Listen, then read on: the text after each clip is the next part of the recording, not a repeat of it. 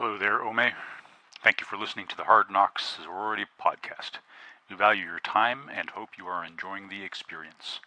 If you are enjoying our podcast or want to tell us how badly we are butchering the rules, please let us know on our Discord. If you are listening to us on a service that allows you to rate us, please do so. Help us hack that algorithm with a 5-star review. Most importantly, though, we thank you for listening and hope you will continue to do so, and spread the word to your friends. Stay safe, conserve ammo, scrub that data trail, and need I really say it, don't make deals with dragons.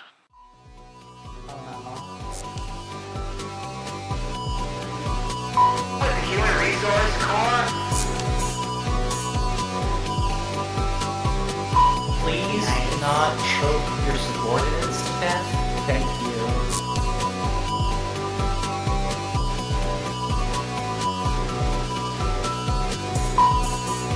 I'm gonna have to issue a complaint for loud breathing.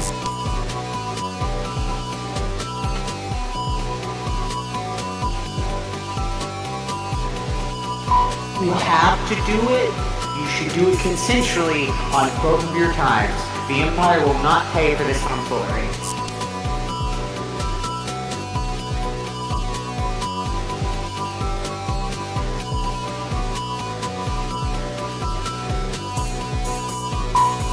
I'm fucking floored. Anyway, where were we last time we left off? Well, the last time we left off, you were standing on a sidewalk downtown Renton discussing your next moves. Mhm. You had approached the living quarters, the sort of the apartment complex that a Miss Kimberly Antonson had left as her last address, and you were attempting to track her down. The guards at the entrance gate had told you that Kimberly Antonson was no longer a resident at the community. I think we were about to call her parents. You had tried to call her parents already. Turns out that it's something like, it's midnight right now in Seattle. So they're a couple of hours ahead of you. So it's like 3 a.m, and nobody actually answered the phone. Damn. They And don't make phones loud enough to wake people up at night anymore. ICE had questioned whether we should try to, or you should try to surreptitiously enter the apartment complex. And right about now, Cecile's comm link goes off. He answers immediately. Who's this? Asks a sort of brusque male voice. Hi, is this Mr. What's the person's name? Antonson. Is this Mr. Antonson? No. And who are you? Is there voice ID? Do I know who's on the other end? It's an unknown number. Right. Okay. So, is it the same number, like comm code that we dialed? Not when you were trying to get in touch with Kim's parents. Okay. Who is this? Who are you?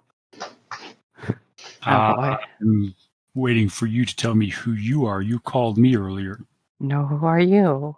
No, who are you? Who dat dare who say who dat dare when I say who dat dare? Hold on. This is very weird. You can make a memory test real quick. Steel would remember. Cecile should remember. 2. Good. 2 hits. You remember that you actually called somebody this morning. Oh, yes, I recall. Hi. Yes, sorry. Things are a little weird right now. I was hoping to establish an anonymous account at your bank. And you are a friend of the clan? I'm a friend of... Cops. I'm a friend of the owner of the Samovar. Ah, yes. So you have a means of identification? Oh, yes, absolutely. Very well. For a friend of the clans, we can help you. Good. Should we set up a meeting to sort this out fully, or what do you need on my end? Well, we value the privacy of our patrons. However, we will need some form of biometric data from you so that we can assure your identity as you make deposits or withdrawals from your account. That is okay, just as long as you ensure that that anyone gets access to this. You understand it's a matter of safety. Absolutely. Good. We don't personally maintain access to the data, so there is a third-party blind cutout. So even if our servers were raided, access would be denied to your accounts. Perfect. Will Ascend do? Yes, and some other form of identification, either a voice print or a retina scan. Some people go so far as to provide a DNA sample. Perfect. Voice print will be fine for the moment. Very well. Shall we hand wave setting the bank account up past that point? Absolutely.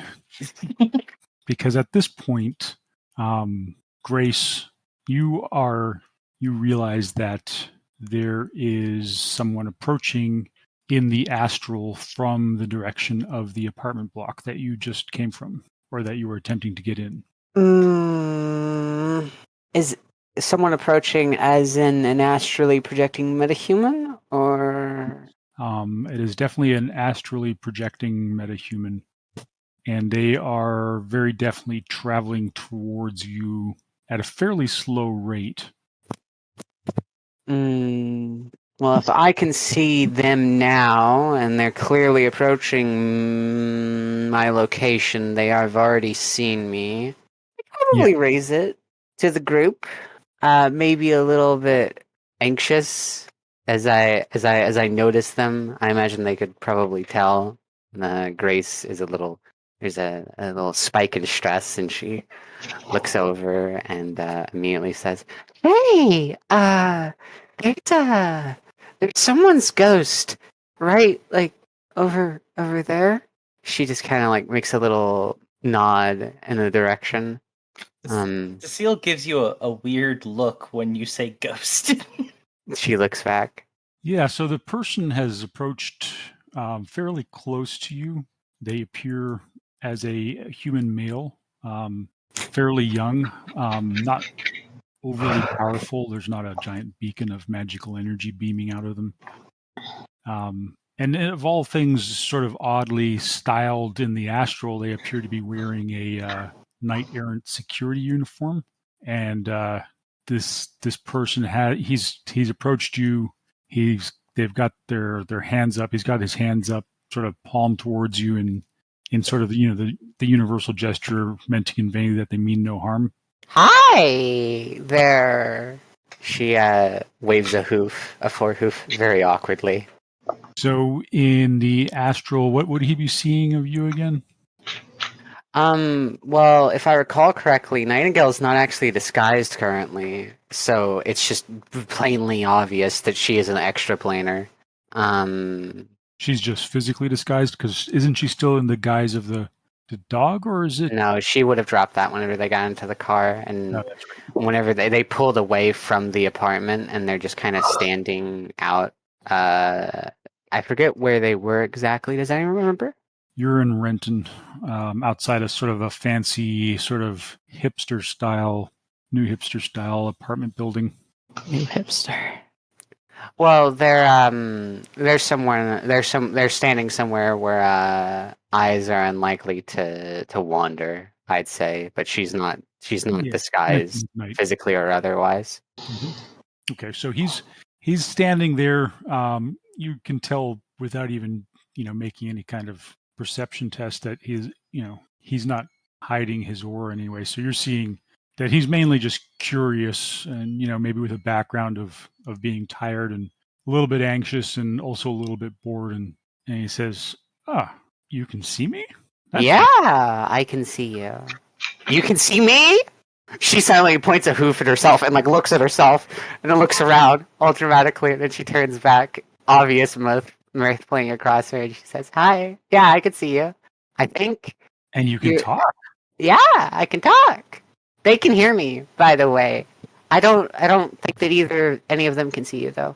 Oh, yeah, it was weird. The shift sergeant asked me to come out and look at you guys after you came to the gate, and we thought you were, well, We just thought you were a pet. But Oh. basically, I'm just out here to make sure that you guys aren't thinking of causing any trouble. Is You know. Cecile still on the phone? Yeah, it's sort of happening the same time as you're on the phone. Okay, Cecile's not paying attention. Well, no, we don't plan to cause any trouble. She's a little bit concerned now. Obviously, it's a more advanced form of anxiety. It's not an immediate fear, but perhaps a little bit of dread. He says, "You know, your aura is really weird. Not what I was expecting when I saw you on the security cameras." And then he sort of blushes in the astral and says, "Oh, well, that was sort of rude. Sorry." Yeah. Hey, could you not tell anyone about me? He looks sort of puzzled. You get the sense that he's probably not the sharpest tool in the shed, but he is definitely astrally, he's definitely a mage of some minor ability. You know, probably just been assigned by Knight Errant to this block. But he looks at you and says, "Sure, yeah. I mean, as long as you're not going to start any trouble, I don't care." Yeah, thank you. No trouble, none at all. We're actually kind of friends. Well, we're we're we're on a job to help one of the people that lives here. That's the only reason why we're here. We're gonna get going soon, though, so we'll be out of your hair, and we won't cause any trouble for either one of us, me or you. Okay, good. Yeah. So, but who are you helping out? Maybe I know them. What was her name? She says, looking back to the group of metahumans around her. Who are you And talking to? The person. All of you. You, and you. No, but who were you talking to Uh, before? Are you on a comm link? No. There's a security mage right there. Oh, You don't see anybody where Grace is pointing to Diendre. It seems like she's talking to the air. I kind of turn to the boxer and go, "Is the horse crazy?" No, she does this. It's magic. I don't Oh. pretend to understand. But Does what was the girl's name? I honestly can't remember. who is it you're talking to? He's a security mage. He said that he might be able to give us some info. So what was her name? I think Her name's Kimberly Antonson. Diendre remembers. I'm trying to figure out if this would be useful to tell Knight Errant that we're looking for this person or not. Did hell, Grace why say not? that it was Knight Errant? He only said No. it was a security mage who But said that the security before that we walked up to the security guy. He was Knight Errant, right? He was Knight Errant, yes. Okay, and that's something Diendre would remember. Yes, for sure. So, I think Diendre kind of walks up next to the horse and then, not looking directly at wherever it is, she kind of just like says, her name is Kimberly Antonson. She moved out a couple months ago. We've been hired by an acquaintance of hers to make sure she's okay. That's about it. Does language translate from physical into astral? No. Sound waves and light, they have astral substance, but they do not translate the same way. You would need dual-natured sound and light, like what Nightingale has, to engage in conversation both on the astral and the physical at the same time. What Diendre just did was like flap her jaws in the Diendre general direction. Has no idea about any of the astral stuff. It's something she's avoided for her entire life. Nightingale, understanding these things, would immediately relay what Diendre just said in shorter words, who they're looking for by name. Oh yeah. I know Kimmy. Yeah, she moved out like 6 months ago. Mm-hmm. This is the only lead we currently have. We think something bad may have happened. Oh, no. We don't bad. think anything bad may have happened to her. We just have an acquaintance that's a little overly anxious and wanted to check in. That's it. Correction. We just wanted to do a welfare check. We don't suspect anything's gone amiss. Oh yeah, nothing's gone amiss. Kimmy's fine. Yeah, I don't see no harm. Well, yeah, she's fine. Is there any way we can confirm that? Yeah. I don't know if I can give you any more information about that, but Well, rest assured, she's. He chuckles a little bit. He's like, "Oh, Kimmy's fine. I talked to her a lot, actually." oh, okay. Well, that's good to hear. I thank you for your help and your discretion. I'll. You should probably go ahead and get on with the rest of your night, and we need to keep moving in our work. It was Well, nice meeting you, Mr. Security Guard. yeah, you can call me Jimmy. Jimmy. Jimmy, that's a nice name. Jimmy I like Buffett. Okay, well, yeah, it was nice meeting you too. Thanks for thanks for not making any trouble. And I gotta, like you said, I gotta go do my my patrol now. But just you know, I wouldn't worry about Kimmy. Just tell her friend that she's fine. And Yeah, he I gotcha. drifts off. She before he does, she summons up a small construct of like astral energy with her magic just to give him like finger guns and then waves him off. And He smiles and drifts away. all right. Well, that was very unhelpful, but apparently she's safe, According to Jimmy. according to Jimmy. Well, Yes. let me know when Cecile's off the phone. Yeah, you're off the phone. You're off the phone about this point. Okay. What was going on? You all were very loud. The horse was talking to a ghost. Right. Okay. You. Yeah. What were you talking to? Oh, so it was an astrally projecting security mage named Jimmy. Yes, and you smiles. spoke about. Oh, he just like wanted to come check up on us. He asked about what we were doing. I told him that we were looking for the girl. He said that she was all right and that he talks to her quite a bit, which probably means she ended up going into. Well, it could just be that they have some personal relationship, but that could also mean that she ended up working at the same like location or like the same company as him. Well, I'll put his name down and I'll see if I can find anything when I get my tools. Jimmy, the ghost. When Grace says what she just said, that sort of thought process, it rings a bell with you, Cecile, about something that had come up in your matrix search that you did. Mm-hmm. You think something about it is ringing a bell. You want to go back and take a quick look at your matrix search? Oh yeah, she's pulling that up on the side with her left hand. Yep.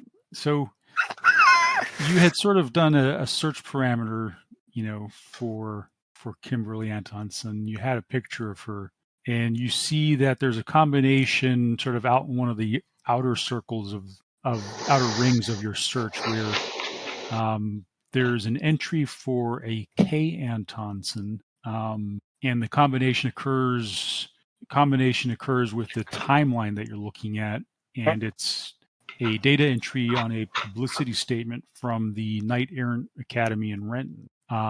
Sort of around the same time where Mr. Johnson said Kimmy disappeared, there's a publicity statement from Knight Errant that's welcoming in the most recent class of inductees. And about midway down that list of inductees, you see an entry for a K. Antonson. Hey, all right. I think I know where Miss Antonson is. Yeah? Bring up the van. We're heading to Knight Errant, Where Which did I guy? leave the van? the academy. Where did I leave the van? I think it's there, right there in the vicinity, because I think you guys pulled up and you got out and you went and talked to the security guards at the gate. I think I was gonna go get back in and start it, and then tell them to get in. Get in the van, losers. We're going shopping. Did we Wait, take no. the ground, or did you guys take a grid guide? That's a great question. I I forget. thought you left the van behind. Yeah, we left the van and we took a grid guide here. Yeah. I'm the only one with my vehicle, and it's my bike. Yeah. Like I have So a vehicle. we should call a grid guide. Well, Yeah, It vice still versa. seems weird to have 5 of us show up at the Knight Errant Academy, looking for someone, especially at I midnight, Yeah, have some experience with private security. I as may well yeah, look I as I. odd, definitely shouldn't but go. I'll stay in the van. I'll take a yes, grid guide. I'll be at a cafe. I'll start a voice call. Bye. enjoy He's yourself. walking off.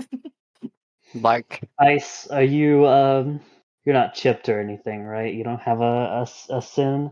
No, I don't have a Okay. sin. You should probably go with Cecile, because we're going to be going to a pretty noisy place, Oh, region perfect. wise. I'll have conversation company. Fine. This, yeah, whatever. All right, let's get So out of that here. leaves the three of us, and there's a horse. Do not And discount the horse. do you have a sin horse? What do you think? this horse is not a sinner, no, ma'am. Okay. And I imagine you don't. She says this, like, looking at Boxer. Boxer does. I actually do. Boxer I'm is an an outstanding outstanding citizen. So we got two sinners out of the five of us, and we're going to be going into a knight errant academy. Perhaps Well, we should not all go. yes. I have a friend in knight errant, but he works in Auburn and is asleep at the moment, Mm. so that won't help us any. I believe Boxer's got a knight errant contact too. Yeah, Vicente. Vicente, also known as the best boy. But So, do you think he could get us inside knight errant academy at midnight? at midnight, yes. Okay. And what would we have to do for him to get us in at midnight? Mm, I think we had best ask him about that. Yeah. We'll call him, and she's getting on the comm with Vicente. All right, so you get on the comm and it rings once or twice, and then you hear Vicente's voice. Oh, hello. Oh, Hello, it's Vicky. you, Boxer. Ah, I'm you got me on sorry. my night off. That is. What's up? We need to get into Knight Errant Training Academy. This is not one of the more dubious jobs. We are doing a wellness check on an individual who has gone dark. A wellness check on an individual has gone dark at the police academy. The one in Rent. No, we need to get into the police academy to access their record. Yeah, I don't know, Boxer. I mean, I know we're chummers and all, but it's sort of a big ask. Mm.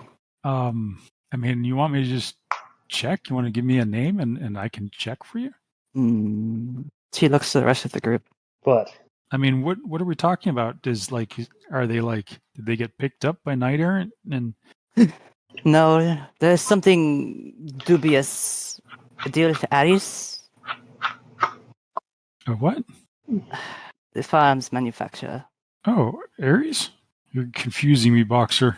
So we have received a message about this woman. Yes, she's gone missing.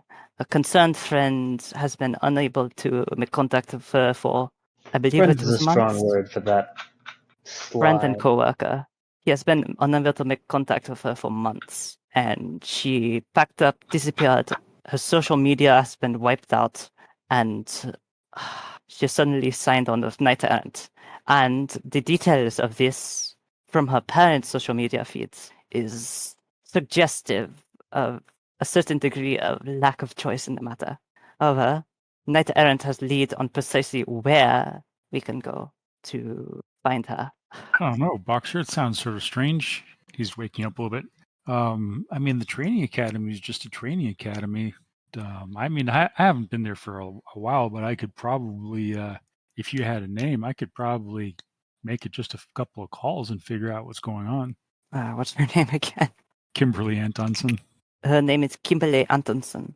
Oh, okay. And you said she joined the academy a couple of months ago. So at the last in the last group of inductees. All right. Is this really a hot, Boxer? Or can I get a good night's sleep on it? Yeah, you can get a good night's sleep. Okay. I'm sure it's nothing, Boxer. If she's joined the academy, then yeah, she's probably gone dark. They'd make all the recruits do that. It's nothing unusual. You know me, paranoid. Is this a job or is this a personal friend? This is a job, but Yeah, I know how you get. yeah, Always it's a wanna job try for a and save it. concerned friend. Well, I have to do something to feel better. Yeah, I know. I'm in the same boat. We're just working at it on different angles. Yeah. Get a good night's sleep, man. Yeah, see you you too, later, eh? Boxer. Stop poking around in the middle of the night, and I'll talk to you tomorrow. What can I say? I'm a night owl. Good night. Good night.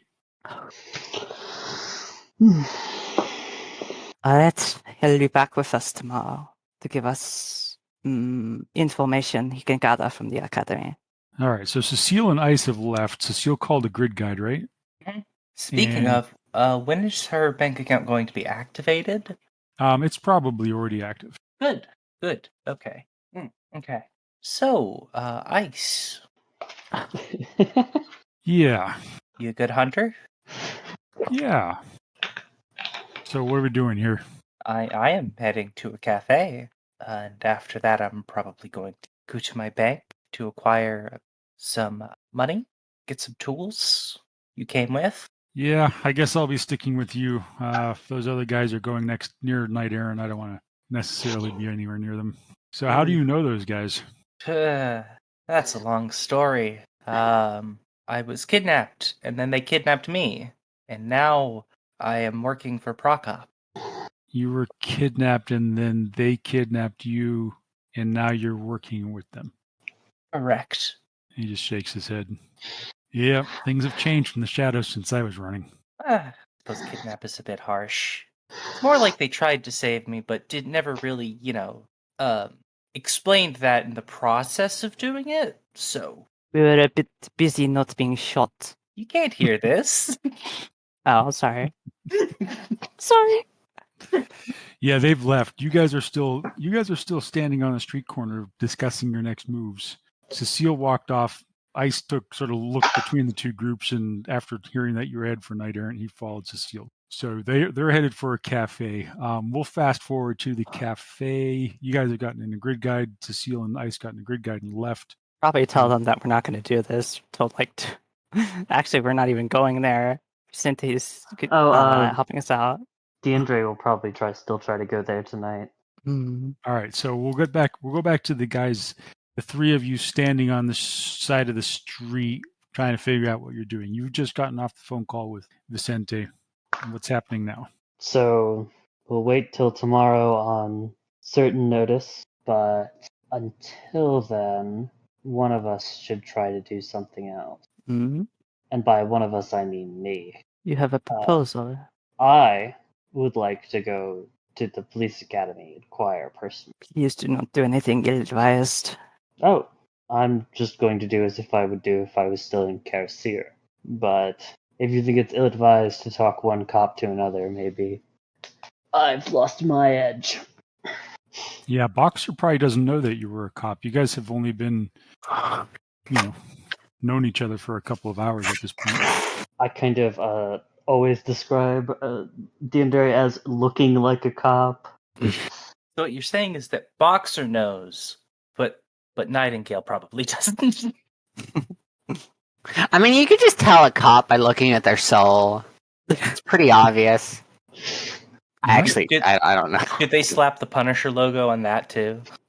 Anyway. Yeah, what was going on? What are you guys doing? I think Diendre is going to get on her bike and is going to fiddle around with her comlink, getting directions, and then she is going to head to the police academy in Renton. All right, the Knight Errant training academy here in Renton's actually not that far from you. You're going to be in there in about 10 minutes. It sort of, as you pull up, Renton's a fairly nice neighborhood. Not as nice as Bellevue, obviously, but it's a fairly nice neighborhood. And the Knight Errant Academy it looks sort of like a modern university campus. Lots of clean buildings and nicely manicured lawns and planted areas. And there's a visitor center. So do you want to pull up right up to the visitor center? Yeah, I think that's what Diendre would do. since he's not trying to do anything stupid. All right. Yeah, you pull up and, it's got the Knight Errant branding, and it's nice and clean and doesn't look overly militarized. And as you walk towards the building, the doors open, and there's a receptionist there in a very neat Knight Errant uniform. And she looks up at you and she says, "Good evening. How can I help you?" I think in Knight Errant, Diendre would give like a polite greeting in Spirithil, and then she would continue then in English. I'm Kian Kave. I wanted to speak to someone I've been told has enlisted here recently. I have a investigations going on about an old coworker of hers, and I wanted to see if she knew anything about him. I see. Well, our cadets are not permitted to speak to the public until their training is completed and they are assigned, given an assignment. So if you would like, I can leave your name and number, and I'll take your name and number, and somebody will get back to you who may be able to answer your questions. I think Diendre would pause for a second and then reply, "That's amenable." And then, as always, I guess at this point, whatever she was handed to write with, or if she was even handed anything to write with, she'd probably start in Spirithil and then go to English after she realized that she was speaking in Spirithil. She'd give her real name, Kian Calve. She'd had like a suffix on, as in like private investigator extraordinaire, and she'd just put like her comlink number on there, I guess. Okay, the lady takes your information and smiles at you and says, "Well, somebody will be with you as soon as we have the information that you're looking for. So, did you enter?" She looks down at the piece of paper. Did you? Who is it that you're looking for specifically? Oh, one K. Atkinson. Antonson, not Atkinson. Okay. Well, if this K. Antonson is at the academy and a trainee, probably what will happen is a public relations officer will call you back after they have ascertained the existence and location of this person at the academy to confirm. But otherwise, I can assure you that once the training is complete, the cadet will be enlisted and will be free to communicate with their friends and family outside of the academy. She smiles, not exactly condescendingly, but sort of, she's seen something like this before, and she says, it's every now and then we get this with the cadets. Friends or family don't quite believe that they can't communicate while they are in training, but that's our regulation. So it's understandable. I'm just trying to get my paycheck filled. These private investigator jobs don't come often, so you got to pick them up when they can. Understood. Well, usually they just come to you people, but I try to pick up the most what's the word? The cleanest customers I can. Well, but thank you very much for your time. Yeah, you have a good night. You as well. Cecile, what are you accomplishing at the cafe? Cecile is mostly just looking over some programs to buy when she heads over and cashes in her cred stick. Okay. She's probably also talking to ICE. You can cash your cred stick right there with your comlink. Right. Cecile's comlink does not have a cred stick reader, sadly. So, ICE, you heard about a job you did a while ago. Oh yeah? Well, it would have been a long time ago then. You were hunting paranormal critters. I do that. He looks Really? at you. Yep. When I first saw your buddy Grace, or Nightingale, or whatever you call her there, I sort of wondered how much she was worth. Got an estimate? Probably quite a bit, to be honest. Enough to retire. Possibly. I mean, Don't you even think about it. she is sentient and obviously metaplanar, so... I think she's metaplanar. Oh, I she's hadn't certainly considered metaplanar. that. To He be says honest, metaplanar. I was kind of hoping she was a figment of my imagination, and if I ignored her, she'd go away. Oh, she's definitely not a figment of your imagination. He sounds pretty serious all of a sudden. I don't know what you know about Prokop's organization, but they had an interesting conversation about her after they left. Really? I can't say I'm familiar. Well, that little pony's definitely not from around here. I had gathered as much looking at her. Yeah, she's not from around here, but she's still a whole lot better than some bug spirit or something. Have to look into that. I hadn't considered Bug that she was... spirits or pony spirits? Pony You don't want to look into spirits. bug spirits. I'll take Trust the cute me. pony any day. Well, no, I hadn't considered that she was extraplanar. I just kind of thought she was... What's the word? Weird. He looks at you, slightly puzzled and a little bit like, really? Like, he says, I mean, I don't know, but I've never seen or heard of a paracritter that takes the form of a unicorn. No, listen, Especially when not I a was... talking one. I was going to school at Evo. I overheard a lot of the students talking. There's all sorts of weird gene tech stuff they're doing these days. I have no idea. I wasn't in a position to really question it that much in the days following getting levitated out of a moving car by said horse. He chuckles. Oh, that's pretty funny. Sounds like you owe the little horsey your life. Well, I suppose you could say that. Yeah, those kind of debts suck. Trust me on that one, too. Oh, don't tell me you have a blood debt with Prokop. Not with Prokop, no. He has maybe a blood debt with me, but... Yeah, never mind. Just the eyebrow raise moment. What He sips hour his is soy it? calf, looks off into this and says, debts just accumulate, that's all. What hour is it, Paul? You're looking at probably around 1 a.m. Oh, Cecile's going to bed. She's like, oh, I forgot the time. I need to go. Farewell. Where are you going? To sleep. And where would that be? A hotel. All right. It brings up an interesting point. Which is? Well, Prokop did say not to let you out of my sight. Oh, Not in a weird way, just because you are in a little bit of danger. a little bit? Is that what he told you? Yeah, it's all relative. From my perspective, it's a little bit. Well, then I guess you're covering the fare. Yeah, fair enough. What do you want to find? Just a little coffin motel around here? Yeah, sounds about right. All I right. need to get some bloody product. Bloody product. Well, we can do that tomorrow. So About, like, you guys face go and ahead. hair products. Oh, that kind of product.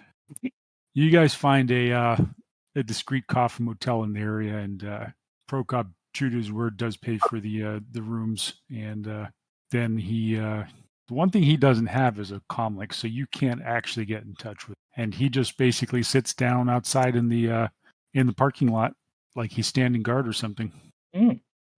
Cecile goes to sleep and All wakes right. up about 6 a.m. Okay. So, Diendre, you've gone off to find some place to sleep as well. Boxer or Grace, who's driving? Nightingale would probably assume the role of driving, just generally speaking. It's her car. All right. Do you have do you want to make a navigation test? That would be what attribute is navigation governed by? Good question. I think it's intuition, but let me check that. Yeah, and you can add your edge dice to that. Oh, let me go tick on edge. Get an idea of how well you find your way out into the wilderness and how successful you are in finding a nice little I mean, secure area to set up camp. I can help her with this, right? Yeah. That makes sense. Absolutely. I imagine she actually has a better grasp on nature than you do. Yeah, but like two blind people have to find something if they stumble around long enough. You know, They you're stumble trying around. to find something outside, and you left the dryad. Boxer's got survival skills. No, but I can like literally sense the woods around me. It's part of symbiosis. Dang. Okay, so navigation is intuition. Yes, thank you. Two. And Boxer, you were helping with this? Sure. So I guess I'll roll Yeah. I always look for it in Chummer first, which is probably the best move. Alright, I'm defaulting. Yeah, I've heard that before. Time to scroll down too. So Yeah, so you head out of Renton, and actually, my curious now. Now you've made me curious about what's east of Seattle. Is that Salish territory? I believe yes. We would have crossed over the border into Salish territory, leaving the limits of Seattle. At least I think that's how that works. Actually, it's Cascade Crow area that you're getting into, which I know nothing about. I don't either. I mean, I know what the environment there should be like, assuming no like crazy climate change fuckery or magic stuff. It's a temperate temperate rainforest, populated mainly by conifer trees. Yeah, so east of Renton is Cascade Crow territory, and it's in the Salish, and don't know if there's probably a border you're going to have to cross if you stick to the roads. So you'd probably have to make some kind of a test to get through that. Yeah. Does that make sense? Yeah, I would be willing to take a good bit of time trying to off-road it. Hell, like, have her drive, Boxer drive, while like directing her, peeking my head out the window. Because alright, let's operate. being able to actually perceive at any time, I have an easier time navigating the night because I can distinguish the ground from the air a lot easier than most people. Well, she's a good driver, so she can do the straight line. You may not have to do just a straight line. You may have to avoid obstacles. Honestly, it may be a good idea for me to for us to get out, for me to get out while you drive the car and like direct it along. I'm trying to think of. Oh, I could just use MindNet. Cast MindNet, establish it between me and you, and we can move until we can get back onto the main road again. All right, so you guys head out. We don't need to go into too much depth in it. You made a decent roll, so you head out into you exit the city limits and you cross into Cascade Crow territory fairly uneventfully. So once you get out of Seattle proper, obviously you get into more of a wild area and into the foothills of the Cascade Mountains. So lots of very tall trees and forests and ravines, and the roads just a 2-lane road winding up into the mountains. And after a while, you sense or feel or find a little cut-off road that heads off into the trees, a dirt road. You follow that in, and then you take the van as much off-road as you dare without getting stuck, and you find a nice little clearing, and there's a little pond with a stream. And, so you found a place that you consider to be relatively safe and away from anybody who would be coming. Don't expect to have anybody coming around looking near. How does that sound? That sounds nice. That really does sound nice. Gosh. It's cold, and it's wet, and it's dark. Obviously, with Boxer, do you have any kind of low light vision or night vision? Let's see. Well, actually, wait.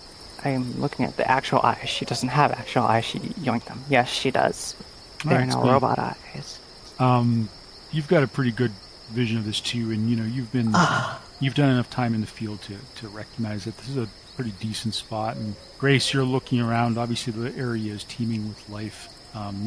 Crickets and other insects and salamanders and frogs and field mice and all that type of stuff. You don't see anything larger really than a house cat around, and certainly nothing awakened or sentient at the moment.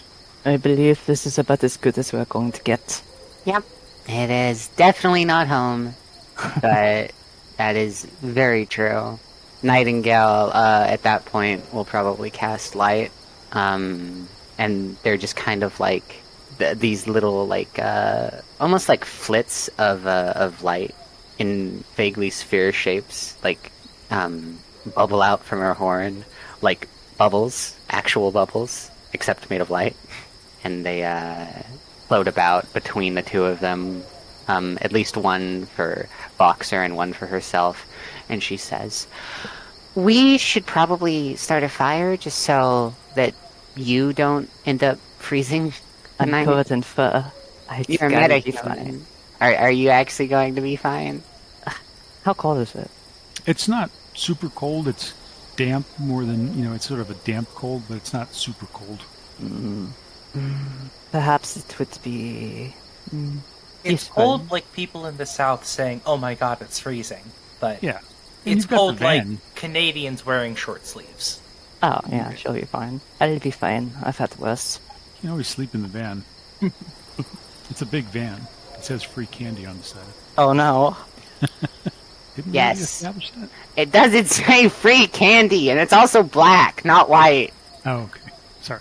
That's. We have the black fan. The big scary black van. I mean, you can sleep in the car if you're a coward, but I'm gonna set up my tent. Alright. Howard for not liking bugs? What is in the survival kit? Oh, Horse man. tent.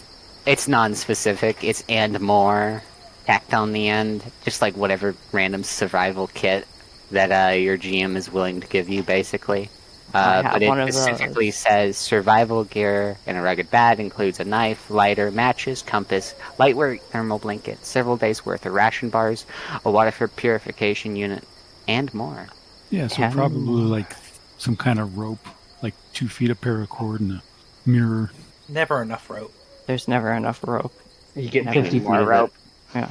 Just When like I every Google this, adventuring it comes kit. up with 5e every time. That'll be how it be. All right, so you guys are all squared away for the night. What's happening next? Well, in the morning, Boxer should probably call Vicente. Did she even get signal out here? Does she? That's a good question. Yes. Yeah. Cecile, when you wake up in the morning, Ice is still sitting out there in the parking lot. Cecile goes through her incomplete daily routine. She's very upset, and then she goes out to check on Ice. Diendre, where did you end up crashing for the night? Oh, I just went back to my apartment in Auburn. Oh, like a civilized person. Yeah, like a real elf. I feel like even though Diendre was the last person to go to sleep, she'd probably still be the first person up. Yeah, I think you guys have all been sort of fighting for the for that distinction. We already went Cecile's through that waking the up at last 6 a.m. game. today because she would otherwise only get like 3 hours of sleep. But usually she wakes up like 4:30. Yeah, when you got up last time, Ice and Prokop were just going to bed, oddly enough. Anyways. So, Ice, you okay out here? Yep, nothing unusual happened last night. You don't need to sleep? Not right now. Okay then. Um, Anyway, let's go. I have to go pick up some stuff. Bank. All right. So Ice just goes with you. Diendre, you're up to. What are you up to? Diendre would probably go and get a soy calf. All right. I think on her way she'd probably call each of the members of the group and see if they wanted a soy calf or something. Do you guys want a soy calf or anything? Delicious soy calf. No, I do not.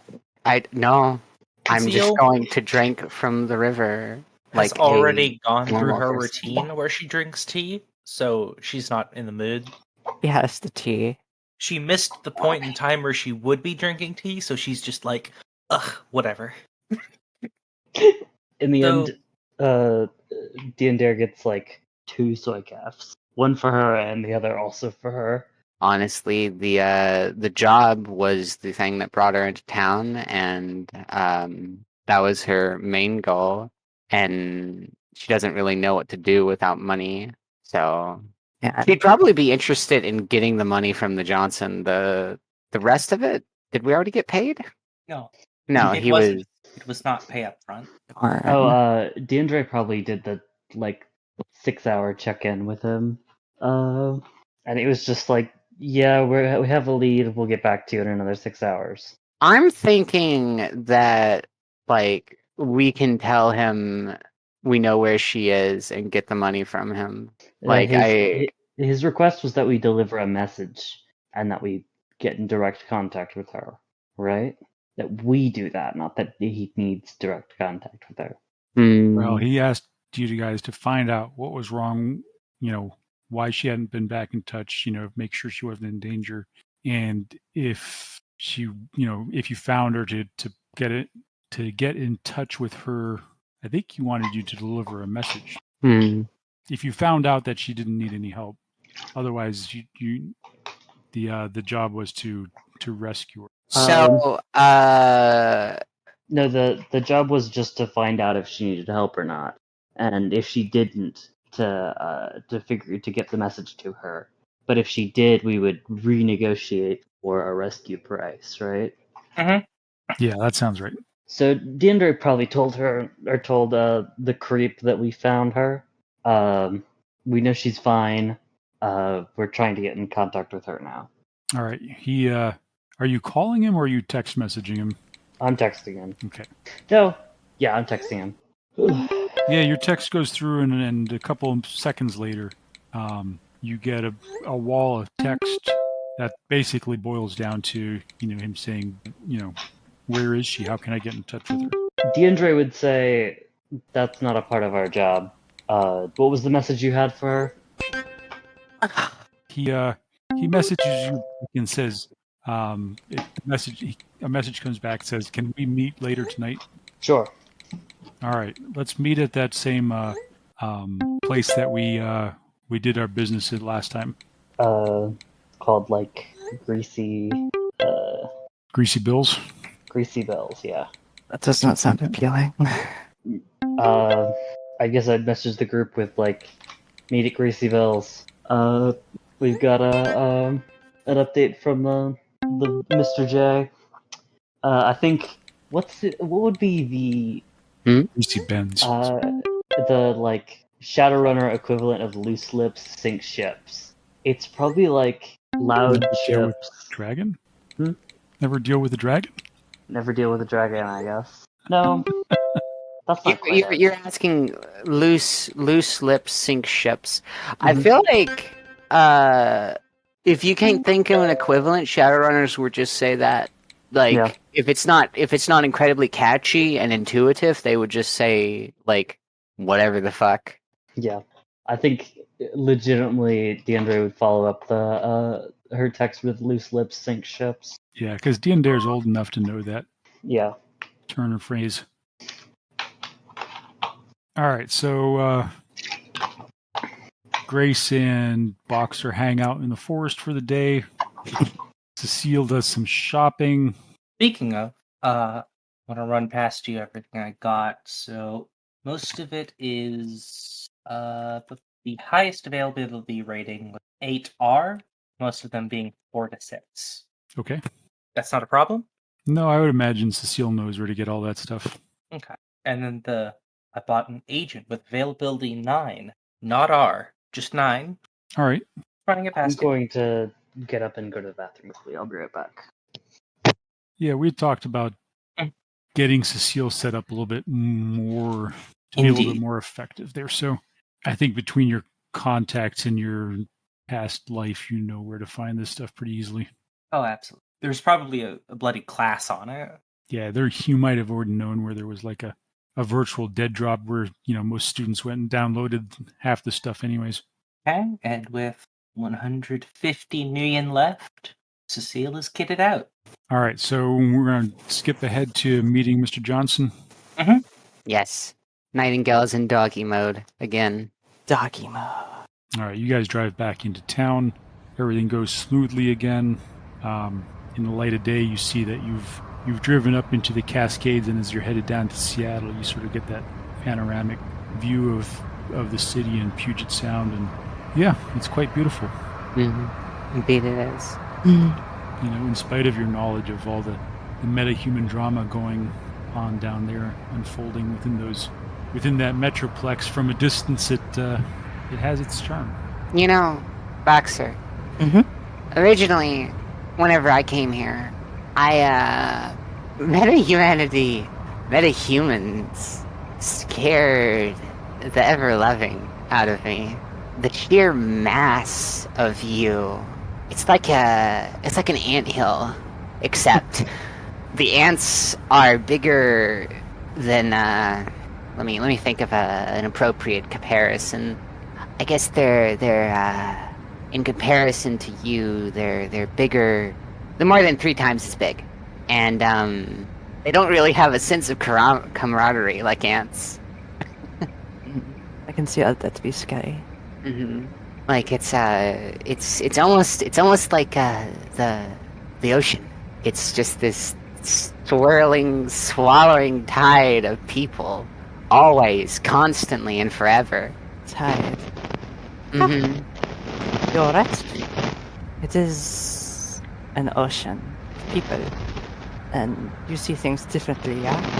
Literally differently. Yes. So I imagine you must be curious and tired. But things must be better now that you've been here for a while.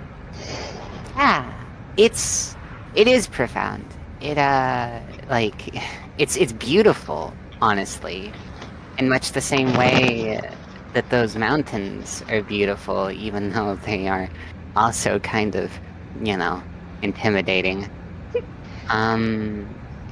And I think more than anything, there's just so much to learn, so much to experience, so many people to meet, people like you, people like Cecile and the green one. Diendre. Yeah, that one. Yeah, I guess. It's not scary anymore. Still Just very interesting. weird. Interesting, that's it, yeah, interesting. You are intrigued. Also, was I mean to the Johnson? Honestly, most of them, at least the smart ones, have learned to expect a certain degree of coarseness from Shadowruns. You did nothing unexpected. He really did smell bad. Yeah. Yeah, he did. And he'll continue driving if Boxer has nothing more to say. Did you think when you came here you would end up in this sort of situation? Yes, This is... actually. I wasn't expecting to be such a cog, I guess, if that makes sense. And to have such little information. But I think that's just how this world works. I was expecting adventure. I was expecting to have to bypass local norms. Bypass local norms and do things that some people didn't want me to do to further my studies, but also to further the good here.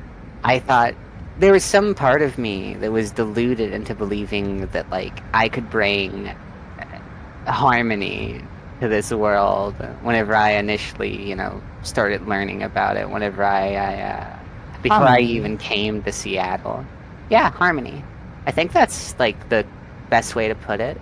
Not everyone just gets along. well, not quite, but preferably if you don't get along, you don't starve people to death or shoot them. That makes sense. But there's just too many metahumans, and they're a little bit too dangerous for that. Yeah, dangerous.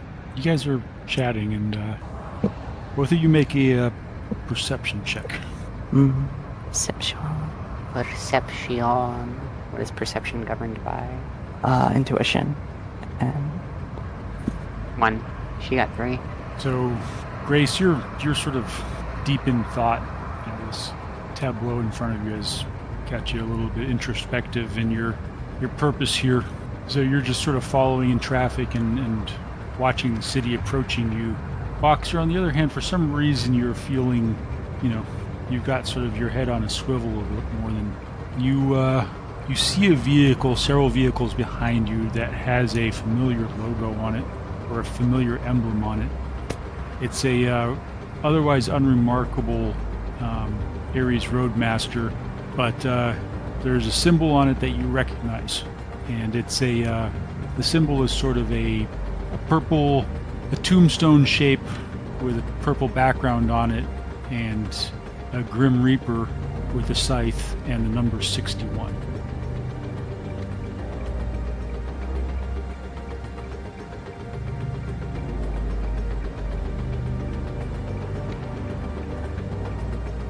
Nightingale, and she would make a point of stressing the fact that she was using that name. We appear to have a tale. The mercenaries have recognized the insignia. Oh, Don't drive differently. You just keep calm, and we are going to hope that my prudence, she pats her bag, metal clinks inside, is not necessary. God, yeah. Yeah, I hope that too. just be ready. What's it they say? Hope for the best, prepare for the worst. Yeah. Yeah. Hope it doesn't come to it, but I can work a long rifle if you have another one of those. Yeah. Long rifle? Long gun. Yeah, long gun. That sounds right. I just She'd probably look over at the rear view mirror at that point. Yeah, you see a large vehicle, couple of cars behind you. It's not doing anything outlandish. I don't assume you would know how to use a sniper. It is a kind of long gun. Semi-automatic should be your thing. Don't break it. It's my second most expensive one. Is that like a hunting rifle? It's the kind used by marksmen in the military. But yes, you might think of it as a sort of advanced hunting rifle. Okay, with the sight, I just line up the cross on the target, right? Yes. I don't imagine that can be non-lethal, can it? I lack non-lethal rounds, but hopefully it won't come to that. She gives a habitual conspiratory glance around before calling that there is no one here. We'll just say I have a history with this group. Yeah, so as you're finishing that sort of conversation, Grace, you see that there is another van of similar size and shape and coloring pulling out into the road ahead of you. Shit. Looks like they're moving into place to block traffic. Look, Nightingale, this is going to have to be quick. These people, good chance they're here for me rather than you. If they are here for me, I don't want you to stay. I want you to go. Understand? Yeah. At that point, she rolls down the window, and she lets the dog brain take over fully. And she doesn't peek out, but she's looking at the roadside. What kind of environment are they in at this point?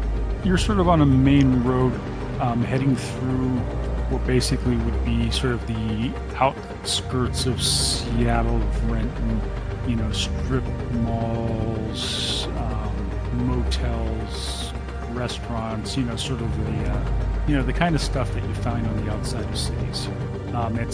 You're on a main arterial road heading into Seattle. Now that the window is down, looking like where they just pulled off from. Fuck it, she's just going to peek. I don't know. Maybe she. No.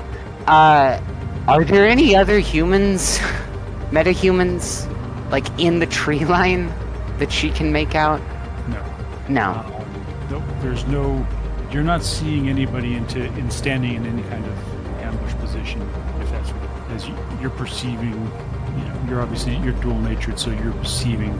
What you're seeing is, mostly just the normal metahuman traffic, and then maybe some alarm and anger in front of you as this van pulls out and basically just cuts off traffic and people start honking and you notice that the van behind you is also sort of pulled crossways to traffic, and you guys are now sandwiched between these vans. There's several cars between you that have stopped and are honking, and people are shaking the fist, and the dog brain of the van has slowed down and stopped as well. And at this point, you see the van that's ahead of you.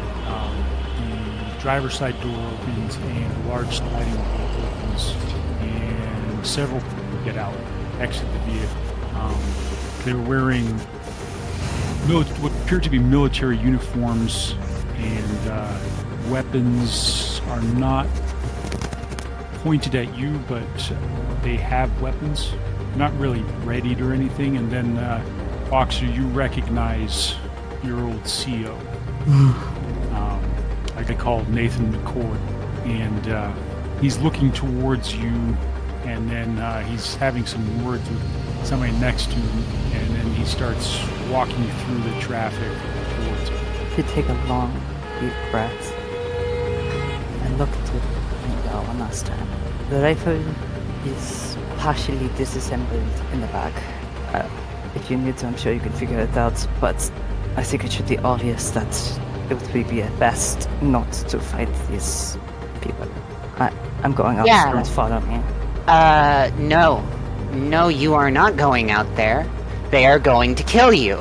That is plainly obvious. If they're not here for me, of course. That's also a possibility. And this... Nightingale, you know I used to work for private security. I guess I wasn't expecting them to... I'm going out. Is everything... No. Well... We are going to talk. And if they decide that they would rather not, well, I wouldn't. Get out from the driver's seat, she says, and is suddenly now squirreling, after setting the window to roll up, she's squirreling her way back into the back. Go. Yeah, she opened the door, you notice a moment's hesitation. So she were wondering what exactly she's doing, a moment of disbelief. But she gets out. She only has her sidearm at her hip, the handgun, and the taser on the other hip. Okay. Yeah, so Major McCord is coming towards you, and he's keeping his hands sort of easily visible to you. And as he sees you get out, he sort of smiles. He's been around. You remember him as a very, very tough individual, but also very fair and honest. And he's thinking back on it. You remember that there are stories of how Bravo Company came to be.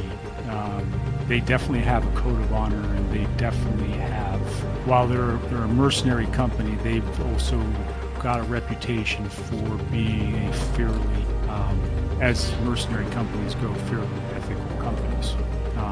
There was in the early company was initially led by the guy's fathers, but they had a couple of instances during the Ghost Wars where they avoided participating in some atrocities.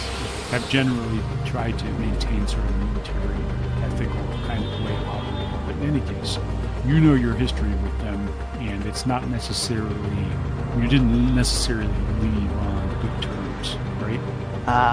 They were being acquired after hitting some financial issues. Yep, and you also acquired some things from them.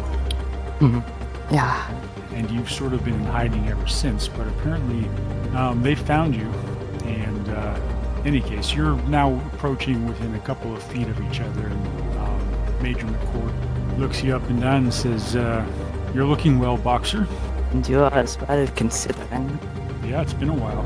It I bet you thought we were done for when you decided to cut your losses. wasn't just me. No, it wasn't just you.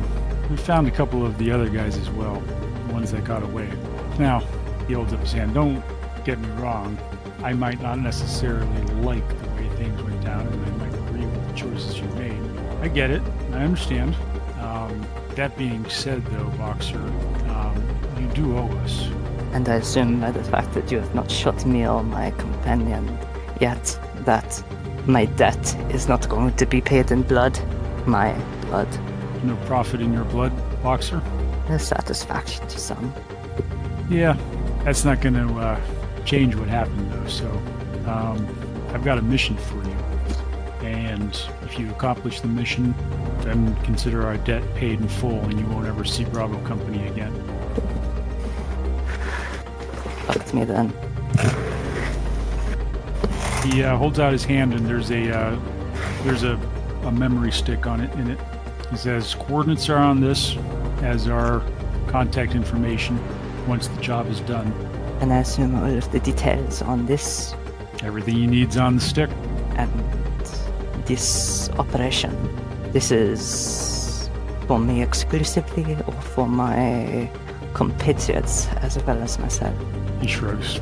"Look, Boxer, I don't really care how you manage pay off your debts or whose help you have to enlist to get it done, but we're calling in the marker on you. You can either get us what we're looking for here and consider the debt paid, or keep running. Personally, if I were you, I wouldn't want to be running anymore." I get the feeling I wouldn't be running very far.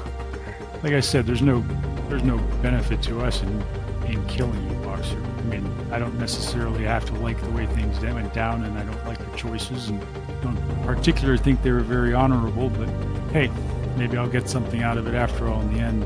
Take this job, but I'll have you know that it looked back then like Bravo wasn't going to be yours or ours anymore. It was going to be another soulless corporate monolith that would have had us killing civilians in some fucking field in the middle of nowhere. So Yeah, it tell me almost about came to that. all that. It almost came to that, Boxer, I understand. But you could have at least, follow the chain of command. You were, after all, soldiers. Well, Never mind, Boxer. It's all water under the bridge. This is your ticket out from under. I accept. Good. We probably won't be seeing each other again, Boxer, so make it count. And he turns around, heads back to his van. Wait, Couple, one last thing. he looks over his shoulder. My section, the ones that stayed. What happens? Yeah. Say they went down like true soldiers, unlike others.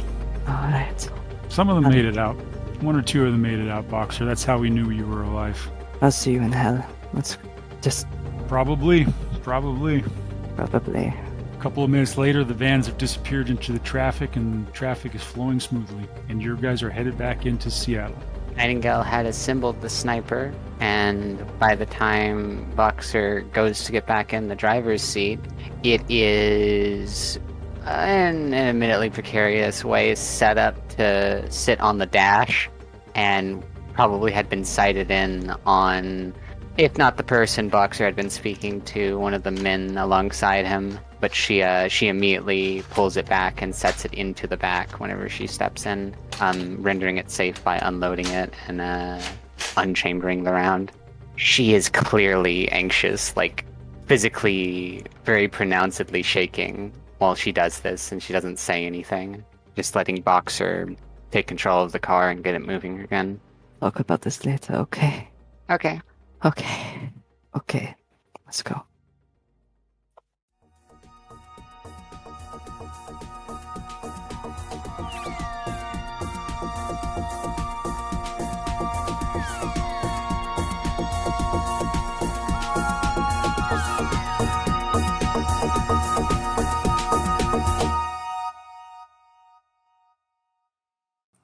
The Topps Company, Inc. has sole ownership of the names, logo, artwork, marks, photographs, sounds, audio, video, and/or any proprietary material used in connection with the game Shadowrun. The Topps Company, Inc. has granted permission to the Hard Knocks Sorority podcast to use such names, logos, artwork, marks, and/or any proprietary materials for promotional and informational purposes on its website, but does not endorse and is not affiliated with the Hard Knocks Sorority podcast in any official capacity whatsoever. The music for the Hard Knocks Sorority podcast was written and performed by Trace Mineral. The Hard Knocks Sorority podcast is licensed under a Creative Commons License 4.0, meaning you are welcome to use the material as long as you give us credit.